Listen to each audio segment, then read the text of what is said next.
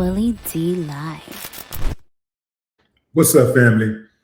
A New York City councilman was thrown to the ground and arrested by the police, all because he stood up for one of his constituents who was a victim of deed theft. Yeah, fam. Deed theft is when a criminal illegally tries to transfer the deed of, well, not tries, but transfers the deed out of the legal owner's name into his name or a third party's name and claim ownership of it without knowledge of the true owner. It's been going down all over New York, but especially in Bed-Stuy. It's a really, really high count of deed theft going on, and they are stealing generational wealth, primarily from Black people. Yeah, it's cold-blooded, man, and this is cold-blooded, and the governor ain't doing nothing about it. The mayor ain't doing nothing about it. The police really ain't doing nothing about it. One guy who tried to do something about it, Chi Ossé, the city councilman, they slammed him to the ground. Check it out.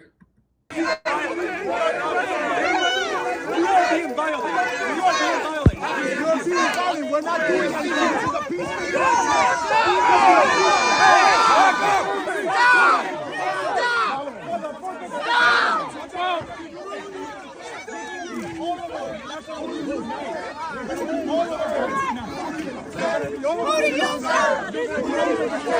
What is the council member?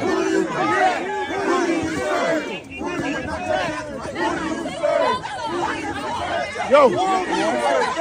I'm going, no. I'll be putting you in the car. What are you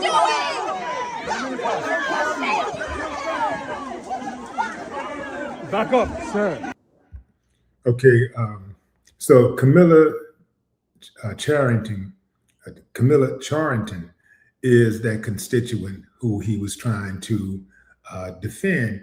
And this is an elderly woman, fam, who lived in her house for 60 years. The house had been in the family's name since the 1940s. And one of these thieves defrauded her by stealing her deed without her knowledge. And they're not doing anything about it. I mean, nothing. They're not doing anything about it. Chi is trying to get legislation passed. He's trying to get a moratorium passed, for evictions. So to slow the process down, so that when deed theft or deed fraud is suspected, it'll give the authorities a chance to figure out who the property is, legally owned by, without displacing the rightful owner. I think that's a good thing. I don't know why they're sitting on their hands about that, unless, they are involved, unless they got something to do with the deed theft. And it's not always single individuals. Oftentimes, it's these greedy, major contractors and developers. They want the land. They want that condo. They want that house, so they can build something else on it, something bigger and better, and they can get paid on it. But oftentimes, these are just people that are using the loopholes and going in and just, signing their name on something, acting like that they got, the property legally. But they're also getting elderly people. They target Black and brown communities. I guess one of the primary reasons is that they know that there ain't gonna be a whole lot of pushback. There ain't gonna be like politicians and people in law who are going to raise hell about defending these people, right? And then they're also playing on the fact that perhaps these people who own these properties won't be able to defend themselves. They won't go after these uncivilized mutts.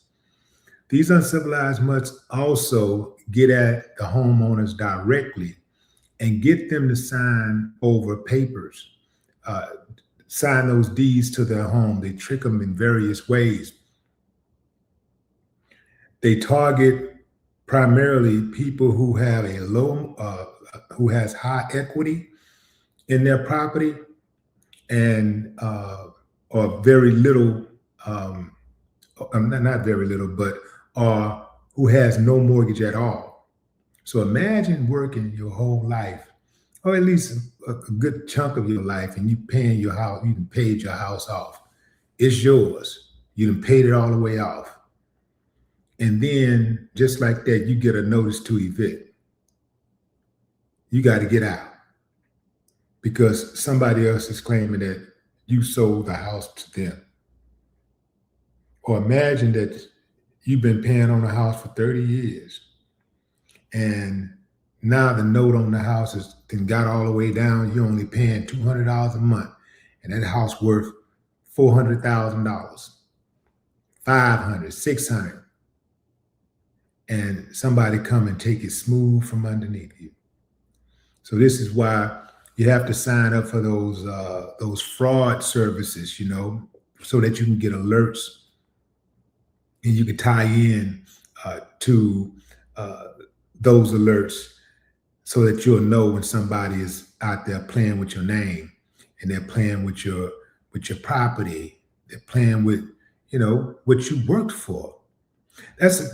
Boy, it takes a really, really heartless person to do something like that. They said that overall, the homes in the U.S., when it comes to deed theft, is only 0.01% of homes in the U.S. out of the 100, I think it's 50-something million, 147 million homes in the U.S., only a few thousand report deed theft annually. But that number has spiked significantly in New York and in specific areas like Bed-Stuy.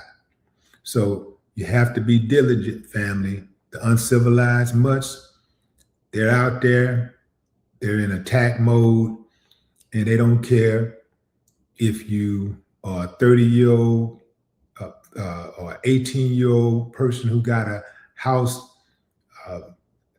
who had a house left to you from your parents or grandparents, or if you work your butt off to put your first down, to get, not down payment, but to get your house and, get a little piece of that American dream. Or if you have that house paid off and you retired, you done went to the service, you done been in the war for the country, you done paid on, or you paid all your share of taxes, you played the game fairly, you played by the rules, and then somebody come and displace you like that and just steal your property from under you. Not only do they steal the property from you, but they're stealing generational wealth. They're stealing the property from your family, from your heirs. And that right there, fam, cuts even deeper.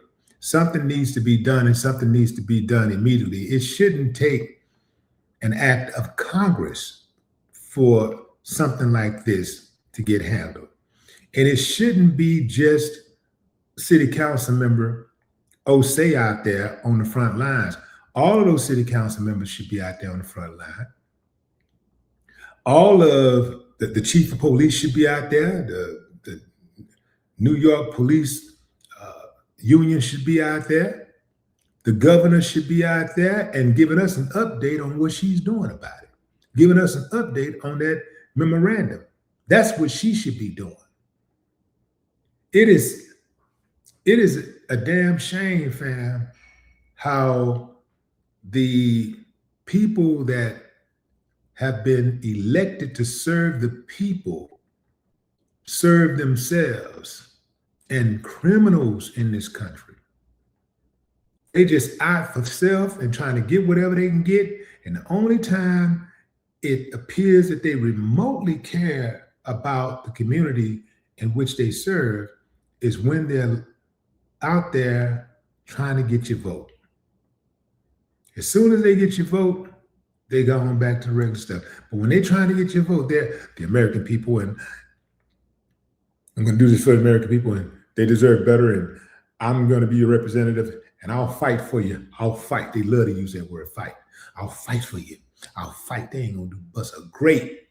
They ain't going to put your duck in the pond, and if they do, they're going to jump in and save it. They care nothing about the people, and I mean zero.